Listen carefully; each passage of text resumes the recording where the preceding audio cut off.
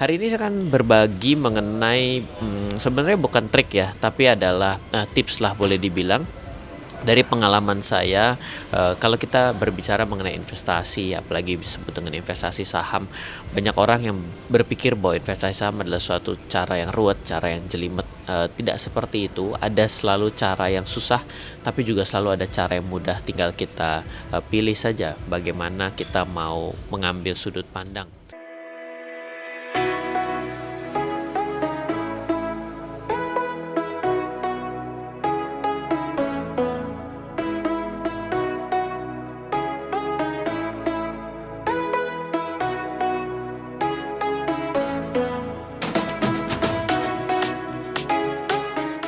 Halo semuanya, welcome back di RF Channel on YouTube. Agak beda hari ini karena ini adalah jam 5:38 pagi di 26 Agustus. Dan video ini saya buat sebenarnya sudah selama satu minggu ini, cuma karena kesibukan belum sempat untuk saya take. Dan ini adalah video yang ingin saya buat untuk pembelajaran di hari Minggu ini. Nah, thank you buat yang selalu mensupport daripada kanal RF Channel, dan juga tentunya harapannya RF Channel bisa memberikan berbagai macam konten edukasi, mulai edukasi saham, ada edukasi reksadana sudah cukup lama tidak dibahas di sini, dan juga ada kripto. Ya, kita di kanal ini terbuka bahwa investasi itu bisa banyak, dan kami menganggap bahwa lebih tepatnya bahwa cryptocurrency dan blockchain adalah suatu teknologi yang menarik untuk kita perhatikan ke depannya. Dan untuk hari ini kita akan berbicara mengenai saham. Nah, mungkin ini jam 5:39 dan ada di bandara. Agar video ini bisa tetap naik di minggu ini, makanya saya coba untuk take sambil saya nunggu flight saya jam 6:30 seperti itu. Nah, hari ini saya akan berbagi mengenai, sebenarnya bukan trik ya, tapi adalah tips lah boleh dibilang, dari pengalaman saya. Kalau kita berbicara mengenai investasi, apalagi disebut dengan investasi saham, banyak orang yang berpikir bahwa investasi saham adalah suatu cara yang ruwet, cara yang jelimet. Tidak seperti itu. Ada selalu cara yang susah, tapi juga selalu ada cara yang mudah, tinggal kita pilih saja bagaimana kita mau mengambil sudut pandang. Nah, mungkin buat teman-teman yang masih sebagai investor pemula, punya imajinasi ya, saya tahu, saya juga sama. By the way, kalau agak sedikit berisik ada pengumuman di bandara, ya inilah ciri khas kalau kita sedang ada di bandara gitu ya, kecuali ada di Singapura. Singapura adalah salah satu dari bandara yang silent ya, sehingga kita harus proaktif ngelihat flight kita jam berapa gitu ya. Ya, kembali lagi, ketika kita berbicara mengenai investasi buat pemula, banyak yang bingung dan berpikir bahwa harus mengerti laporan keuangan secara total kalau kita mau investasi dan menggunakan analisa fundamental gitu ya. Analisa fundamental adalah analisa laporan keuangan. Bagi sebagian orang beranggapan bahwa satu-satunya cara untuk getting profit from stock adalah membaca laporan keuangan. Tidak juga, ada banyak cara untuk bisa getting profit dan bukan melakukan spekulasi. Cuma salah satunya adalah analisa fundamental. Teknikal ya trading. Nah, di hari Rabu minggu depan saya punya tamu khusus yang mau kita tanya-tanyain mengenai analisa teknikal. Jadi saya akan coba untuk deep dive mengenai analisa teknikal versus analisa fundamental. Ini kan sesuatu yang sering diperdebatkan mana yang lebih bagus, dan bahkan banyak orang yang mengatakan bahwa analisa fundamental adalah analisa yang baik, di mana analisa teknikal is nothing. Mari kita coba tanya kepada salah satu ahli yang masih menjadi mysterious guest untuk hari Rabu besok, live jam 8 malam di RF Channel. Nah, analisa fundamental sendiri itu tidak terlalu sulit sebenarnya, hanya dengan keterampilan tambah kurang kali bagi, yaitu ya kita itu sebenarnya belajar analisa fundamental untuk laporan keuangan itu jangan pernah berharap bertemu dengan integral, jangan pernah berharap bertemu dengan diferensial. Kita cukup menggunakan tambah kurang kali bagi. Jadi sebenarnya seorang investor awam sudah bisa menganalisis dan memilih saham investasi yang sehat dan menarik untuk diinvestasikan jangka panjang.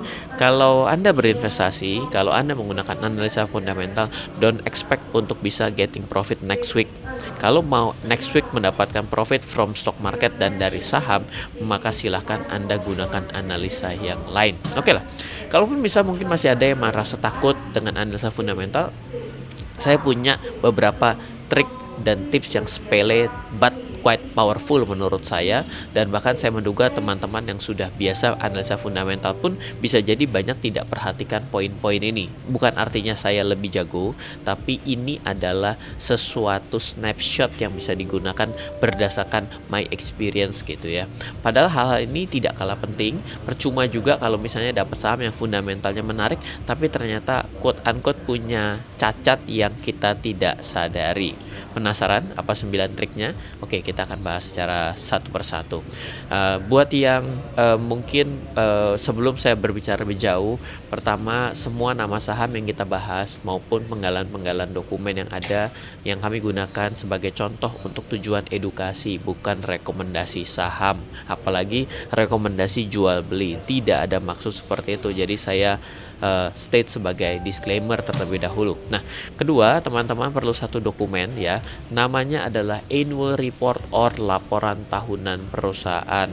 Dokumen yang kita perlukan ini namanya adalah laporan tahunan ya, bukan laporan keuangan tahunan ataupun laporan keuangan kuartalan. Kita perlu satu laporan yang ciri-cirinya biasanya full color, di dalamnya warna-warni, ada banyak informasi lengkap tentang perusahaan, bukan hanya mengenai baris dan kolom angka. Oke. Nah, bisa saja isinya ada berdirinya perusahaan atau kapan sejarahnya, profil direksi dan komisaris, info produk yang dibuat perusahaan, dan masih banyak lagi. Laporan keuangan tahunan ini laporan tahunan, saya sendiri aja salah ngomong nih. Biasanya nanti akan ada laporan keuangan tahunan juga di bagian akhirnya gitu. Nah, teman-teman bisa dapatkan annual report or laporan tahunan. Caranya gampang, dengan tinggal googling, gunakan kata kunci annual report, laporan tahunan, nama perusahaan or ticker code-nya. Ticker code adalah berisi 4 huruf kalau di Indonesia. Kok 4 huruf ya? 4 huruf di Indonesia, diakhiri dengan tahunnya tahun berapa. Misal ya, laporan tahunan or annual report UNVR 2022. Pertanyaannya adalah, kalau sekarang berjalan tahun 2023, apakah ketika saya search laporan tahunan UNVR 2023 akan muncul? Jawabannya tidak. Karena apa? Karena laporan tahunan or annual report akan muncul di tahun selanjutnya. Jadi kalau mau dapatkan yang 2023, lewati dulu 2023-nya, silahkan search di tahun 2024 gitu ya. Oke, jadi nanti bekal utama kita kebanyakan cuma annual report, dan gunakan Ctrl F ya, fitur find, untuk cari satu kata kunci yang saya berikan tipsnya. Gampang ya. Nah, ada satu contoh cover atau halaman depan laporan keuangan laporan tahunan dari beberapa perusahaan. Nanti kalau teman-teman sudah temukan laporan tahunan saham dengan cover warna-warni seperti ini, teman-teman coba download untuk nanti digunakan dan kita praktek bareng-bareng. Oke, kita mulai ya. Trik pertama, cek tato saham. Nah, tato nanti abis ini ada tindik saham juga ya. Jadi kalau ada tato ada tindik gitu. Nah, ini bukan maksudnya seperti itu. Jadi ceritanya sejak tahun 2018, tepatnya lah bulan Desember, Bursa Efek Indonesia mengeluarkan satu state baru, ada satu cara metode screening baru, klasifikasi baru, inovasi baru, yaitu memberikan notasi ya, atau ya tato itulah gitu ya, pada kode saham-saham ya, yang menjadi tanda bahwa bisa-bisa kalau ada di dalam saham dengan kategori notasi khusus adalah saham dalam pengawasan atau belum memenuhi tanggung jawabnya. Hal ini tentunya mempermudah investor untuk memilah saham-saham yang ada dalam kondisi yang baik atau yang sedang setengah bermasalah ataupun hampir mati. Nah, notasi khusus di sini kemudian banyak disebut sebagai istilah sebagai tato gitu ya. Nah, kalau tato ini ditulis di belakang kode sahamnya dan dipisahkan dengan tanda titik, maka tato yang saham ada beragam dan punya arti masing-masing. Misal ya, B artinya adalah permohonan pilot ya, artinya kenapa B, mungkin karena bangkrut gitu ya. E artinya laporan keuangan terakhir menunjukkan ekuitas ya, ekuitas negatif gitu. Jadi E ya, equity gitu ya. M, adanya permohonan penundaan kewajiban pembayaran utang. Mungkin ini madol. Ini dan masih banyak lagi. Per video ini dibuat total jenis tato saham notasi daripada saham ada 17 gitu ya. Jadi mungkin teman-teman bisa mempertimbangkan dengan seksama, atau mungkin justru sementara waktu hindari dulu kalau misalnya merasa bahwa adanya notasi khusus menjadi sesuatu yang mungkin bermasalah ke depan gitu ya. Nah, dan tato ini, notasi ini tidak bersifat permanen ya. Let's say ketika dia sudah bisa menyelesaikan namanya keluar dari permohonan pilot, ya sudah, berarti ya mungkin dia batal bangkrut gitu ya, sudah berarti notasinya juga mungkin akan segera dihilangkan gitu ya. Nah, buat teman-teman yang ingin mencari informasi mengenai tato saham, teman-teman bisa googling dengan kata notasi khusus saham IDX gitu ya, atau terkadang di dalam masing-masing aplikasi transaksi sekuritas akhirnya saat ini semakin keep up to date, maka bisa juga gunakan juga, mungkin mereka sudah memiliki fitur untuk mengklasifikasikan dan menampilkan, karena saya tidak tahu Anda punya aplikasi menggunakan aplikasi sekuritas apa. Oh ya, buat teman-teman yang kesulitan untuk membuka aplikasi sekuritas, pembukaan rekening online daripada salah satu sekuritas, bisa hubungi tim di 0852 882 6187. Kita punya mitra Philips Sekuritas, sudah lama sekali bekerja sama dengan RF Channel, membantu dari seluruh bagian pelosok Indonesia dan yang ada bekerja di dunia, sedang ada di Jepang, sedang ada di Taiwan. Silakan bisa dibantu oleh tim untuk bisa akhirnya membuka rekening saham di 0852 882 6187. Nah, berikut kita bisa lihat contoh beberapa saham yang sedang mendapatkan tato, dan ini adalah artinya dari masing-masing tato. Sekarang kita akan masuk ke trik yang kedua, cek surat pernyataan direksi dan komisaris. Siapa yang di sini suka perhatikan lembar surat pernyataan direksi dan komisaris? Oke, kalau ada investor yang periksa bagian ini, contoh info di kolom komen ya. Sebab tebakan saya kemungkinan jarang ada yang perhatikan ini ya. Jadi buat yang suka memperhatikan ini, saya rasa kita mungkin sepemahaman cara mencari screeningnya seperti itu ya. Padahal menurut saya ini adalah sesuatu yang sepele. Surat pernyataan ini biasanya ada dua macam. Pertama, surat pernyataan yang ada ditandatangani oleh direksi dan komisaris yang menyatakan bertanggung jawab atas sah dan kebenaran dalam seluruh laporan tahunan perusahaan ini. Kedua, surat pernyataan yang ditandatangani oleh direksi, biasanya direktur utama dan direktur keuangan, yang menyatakan bertanggung jawab atas keabsahan spesifik laporan keuangan tahunan. Yang baik dan ideal, surat pernyataan ini seharusnya ditandatangani oleh direksi dan atau komisaris. Ingat, kata kuncinya adalah baik dan ideal. Tidak ada satu hal yang terlalu bisa dikatakan pas banget, tapi ya ini idealnya lah, kira-kira seperti itu. Nah, oke, caranya ya untuk mencari informasi surat ini, surat-surat ini biasanya terletak di akhir laporan keuangan tahunan, annual report, dan awal dari laporan keuangan tahunan, atau pada file PDF. Teman-teman bisa cari dengan gunakan kata kunci adalah surat spasi pernyataan. Nah, pada contoh kali ini saya mau memperlihatkan contoh surat yang pertama, yaitu surat pernyataan keabsahan laporan tahunan perusahaan Garuda Indonesia. Hari ini saya ada di bandara, jadi terinspirasi untuk mengeluarkan laporan tahunan dari Garuda Indonesia atau GIAA gitu, tahun 2018 lalu, yang pernah tidak ditandatangani oleh dua orang komisarisnya. Alasan kedua komisaris tidak tanda tangan dijelaskan lagi dalam sebuah surat lain yang berada dalam laporan tahunan tersebut. Jadi ada apa nih? Itu dia yang penting. Kenapa? Karena sesuatu yang tidak ditandatangani oleh komisaris, maka apa yang menjadi pemikiran dia sebagai komisaris di dalam perusahaan ini yang jauh lebih menarik untuk kita perhatikan. So, coba cek saham investasi yang sedang teman-teman lakukan, apakah surat pernyataannya sudah ditandatangani dengan benar atau belum. Oke, sekarang kita lanjut ke trik ketiga, cek laporan akuntan publik. Trik selanjutnya adalah laporan akuntan publik. Sebagai informasi untuk teman-teman yang belum tahu, sebagai perusahaan TBK yang sahamnya dijual di publik, laporan keuangan wajib diperiksa oleh pihak ketiga, yaitu akuntan publik atau biasa disebut juga auditor independen. Dan akuntan publik atau auditor independennya pun harus KAP yang terdaftar pada OJK Pasar Modal. Jadi ketika ada akuntan publik itu dia mendaftarkan ke OJK, dia bisa memilih hanya stay pada akuntan publik terdaftar pada pasar modal, atau terdaftar pada IKNB Industri Keuangan Non-Bank, atau pada perbankan only, atau pada ketiga-tiganya seperti itu. Nantinya akuntan publik akan memberikan opini terkait dengan laporan keuangan perusahaan. Opininya ada beberapa macam, mulai dari wajar, tidak wajar, atau tidak memberikan pendapat. Nah, harap hati-hati kalau laporan keuangan tertulis opini tidak wajar atau tidak menyatakan pendapat. Kenapa? Karena mereka dibayar untuk sebenarnya melihat kewajaran. Ya kan? Ketika mereka menemukan ketidakwajaran, berarti mereka sebenarnya against terhadap laporan keuangan tersebut, dipertanyakan kepada perusahaan, tapi perusahaannya bertahan untuk tetap menggunakan laporan dengan pencatatan seperti yang mereka inginkan. Ya, jadi idealnya opini dari auditor independen sebaiknya menyatakan wajar. Oke.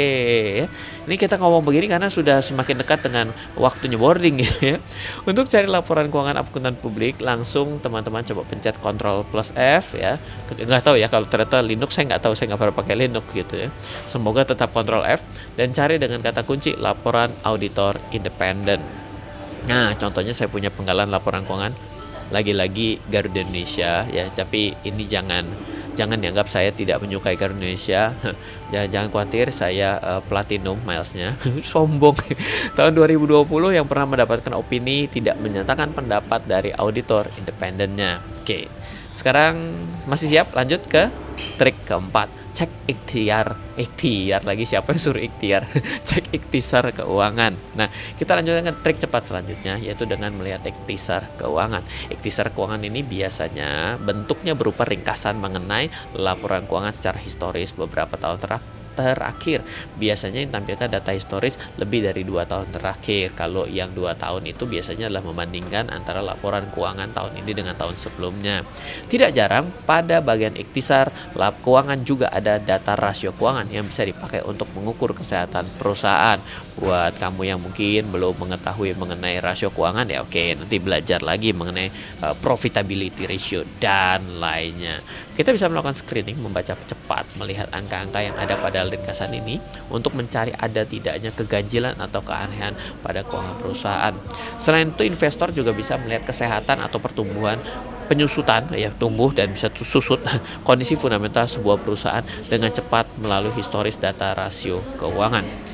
Oke, caranya bagaimana? Caranya untuk mencari informasi tentang ikhtisar keuangan, teman-teman bisa cari di file PDF laporan tahunan tersebut or annual reportnya. Gunakan kata kunci ikhtisar data keuangan penting atau ikhtisar keuangan. Salah satu pasti muncul gitu ya. Kenapa? Karena ya memang itulah isinya dari annual report. Saya punya penggalan ikhtisar keuangan dari laporan tahunan Unilever tahun 2018 yang laba usahanya membesar signifikan dibandingkan tahun-tahun sebelumnya. Jika diteliti lebih lanjut, kenaikan laba tersebut adalah kontribusi dari, ini yang menarik, penjualan aset berupa salah satu pabrik milik UNVR.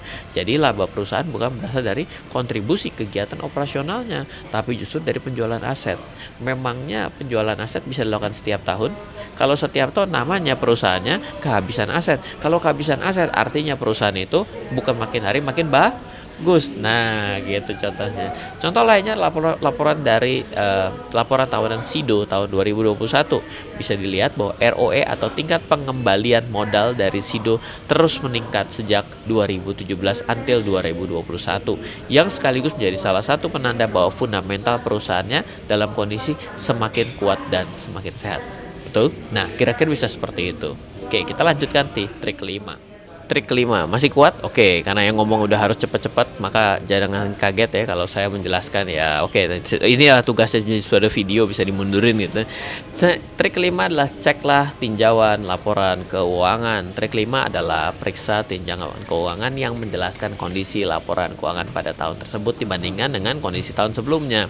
Pembahasan yang ada pada bagian tinjauan keuangan akan membantu kita untuk memahami mengapa kondisi keuangan perusahaan seperti pada saat itu mengalami apa ya, kenaikan kah, penurunan kah, dan apa penyebab naik turunnya, mereka harus memberikan justifikasi ya.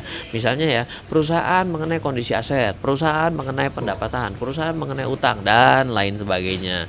Informasi tentang tinjauan keuangan tentunya bisa dicari di file PDF laporan tahunan tersebut dengan kata kunci ya tinjauan keuangan. Ini saya coba buatkan satu contoh, yaitu adalah PT BA Bukit Asam ya, tahun 2021. Di sini tercatat dengan peningkatan aset keuangan sebesar 13% karena PT BA membeli aset. Ya, hal ini bisa menjadi pertanda baik bagi PT BA karena asetnya bertambah. Nah, tapi hati-hati ya, ketika asetnya bertambah kita juga mesti lihat apakah hutangnya mengalami peningkatan juga. Kalau mengalami peningkatan berarti dia menambah hutangnya. Apakah menambah hutang adalah bagus dan tidak, tergantung apakah asetnya akan menambah pendapatan atau tidak gitu. Tapi ini selanjutnya PT BA saya juga ada contoh penggalan tinjauan keuangan dari bukan hanya PT BA, ini sekarang kita coba lihat adalah POWR, namanya adalah Cikarang Listrindo di tahun 2021 yang mencatat kenaikan penjualan neto sebesar 10,5% dari tahun sebelumnya.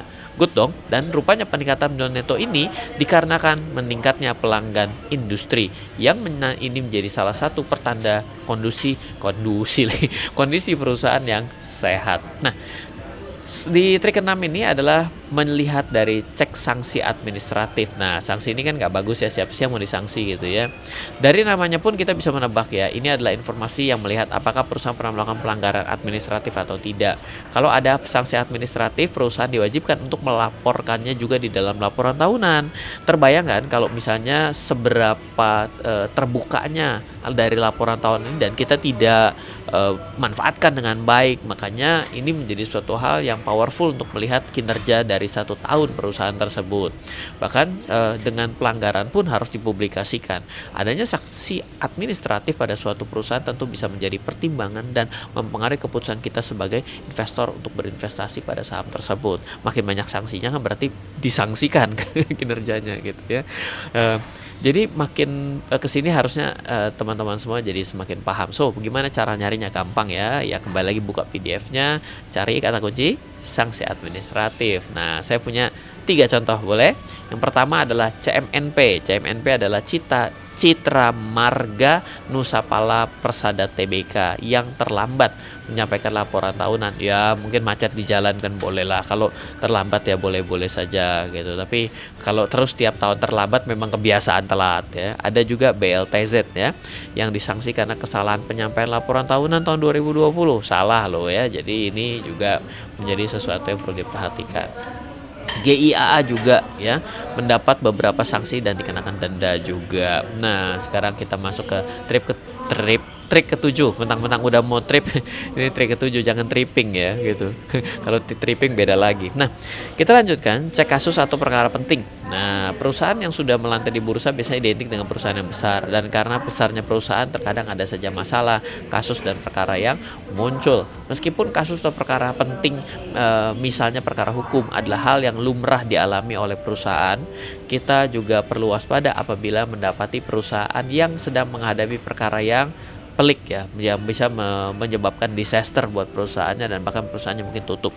Yang menurut penilaian subjektif investor bisa mempengaruhi kinerja keuangan tersebut atau keberlangsungan operasional perusahaan masa mendatang. Ini menjadi suatu catatan khusus. Investor bisa melihat dan menilai secara subjektif perkara-perkara apa saja yang sedang dihadapi oleh perusahaan dan pada akhirnya bisa menjadi pertimbangan dan mempengaruhi keputusan investasi kita ke depannya. Oke. Bagaimana caranya? Untuk mendapat informasi mengenai kasus perkara penting, maka coba cari dengan kata kuncinya kasus atau perkara penting. Untuk contohnya saya punya Aneka Tambang ANTM yang punya kasus permasalahan hukum terkait dengan transaksi jual beli emas batangan di butik emas LM di Surabaya. Ini heboh sekali loh kemarin. Ada juga S Hardware yang pernah digugat pilot karena tidak membayar jasa penasihat hukum. Tapi ini juga lucu gitu kalau nanti dilihat S Hardware besaran yang diminta mau mempilotkan itu around 100 atau 200 juta. Itu dikirimin tang sama dongkrak Crisbo mestinya sudah selesai gitu ya. Ini ya sesuatu kan saya bilang tidak selalu serta-merta bisa disebut baik dan buruk. Kita mesti lihat bagaimana perkaranya terjadi, pelik atau tidak gitu. Nah, trik ke-8 adalah cek komposisi pemegang saham. Teman-teman sudah tahu atau belum kalau kita bisa analisa menarik atau tidaknya saham investasi dari komposisi jumlah pemegang sahamnya?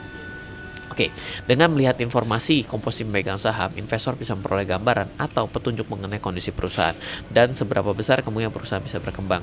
Komposisi pemegang saham yang didominasi oleh perusahaan itu sendiri bisa diasumsikan bahwa perusahaan bertanggung jawab dan ingin memiliki kuasa atau kendali untuk memajukan perusahaan. Ya, ini ya tidak selalu serta-merta betul ya, tapi ini adalah berpikir begini. Kalau kamu punya tambang emasnya menghasilkan, kamu ingin menguasai lebih banyak atau lebih sedikit? Logika saja, lebih banyak, oke? Jadi disitulah snapshotnya. Komposisi pemegang saham yang terdiri dari pihak manajemen, daripada komposisi komisaris dan direktur juga bisa menjadi pertanda baik. Direktur dan komisaris saja berinvestasi gitu ya. Komposisi pemegang saham yang terdiri dari perusahaan lain, misalnya fund manager dan institusi luar negeri, juga bisa dianggap sebagai sinyal yang bagus sampai-sampai ada pihak luar negeri aja mau berinvestasi di perusahaan tersebut. Namun apabila ternyata komposisi pemegang sahamnya didominasi oleh publik dalam kurungnya adalah investor retail, terkadang menjadikan perusahaan kurang menarik dan kesulitan untuk memajukan perusahaan karena tidak memiliki kendali penuh. Jadi juga subjektif ya, artinya ini tidak serta-merta bisa dianggap sebagai satu ilmu pasti gitu, tapi mari kita berlogika saja. Direkturnya saja investasi, ya perusahaan besar investasi, ya itu kan menjadi sesuatu yang menjadi hal yang menarik. Dan juga menariknya adalah kalau kepemilikannya makin hari makin besar dari direktur dan juga perusahaan-perusahaan besar yang ada di dalamnya, bagus. Kalau makin hari makin kecil juga bertanda nggak bagus, betul nggak? Nah, cara informasi ini bisa kita lihat dengan menulis kata kunci komposisi megang saham. Untuk contoh komposisi megang saham, saya kasih contoh yaitu adalah Asuransi Kresna Mitra ya, atau kode sahamnya adalah ASMI tahun 2019. Kita bisa lihat bahwa komposisi megang saham dari perusahaan ini didominasi masyarakat 72,63%. Komposisi megang saham yang didominasi oleh publik atau masyarakat umum akan punya kecenderungan menyebabkan perusahaan sulit memiliki kendali memajukan perusahaan. Ada juga MAPB atau MAP Boga Adi Perkasa yang memiliki komposisi pemegang sahamnya relatif beragam, mulai dari kepemilikan didominasi oleh perusahaan, jajaran manajemen, bahkan sampai ada investor berupa institusi asing juga. Perusahaan dengan komposisi seperti ini punya potensi berkembang yang sebenarnya lebih memungkinkan. Karena apa? Karena si investor-investor besar ini kan pasti punya ukuran-ukuran dan staf-staf ahli khusus, bener gak? Artinya ini bisa jadi sesuatu sinyal kalau mereka bisa menambah kepemilikan, berarti mereka melihat sesuatu dari tempat ini. Oke. Ya, ada juga lupa itu nanti dibayar namanya convertible bond, lupa saham didapat daripada konversi utang, itu kita pinggirin nanti belakangan gitu ya. Tapi ya itu juga menjadi salah satu yang agak special case. Nah, di trik ke-9, informasi penghentian sementara perdagangan saham. Nah, ini ya menjadi sesuatu yang bukan akhir tapi mungkin juga menjadi tips di sini. Informasi penghentian sementara perdagangan saham bisa jadi info yang tidak kalah penting untuk diketahui oleh investor. Informasi penghentian sementara perdagangan saham atau suspend akan menunjukkan bahwa apakah perdagangan saham perusahaan pernah dihentikan oleh pihak regulator karena satu dan lain hal.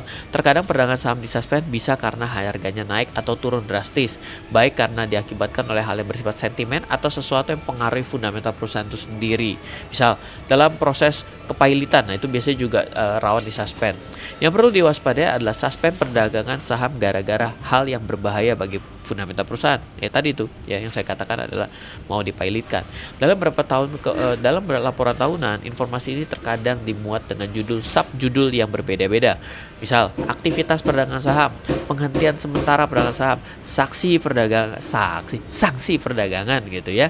Dan ini dalam laporan tahunan, informasi terkadang dengan tulisan-tulisan yang aktivitas perdagangan saham. Kalau nggak ketemu, ganti penghentian sementara perdagangan saham. Nggak ketemu, sanksi gitu, SANK, SI perdagangan. Jadi teman-teman bisa coba dengan salah satu yang tadi saya sebutkan gitu.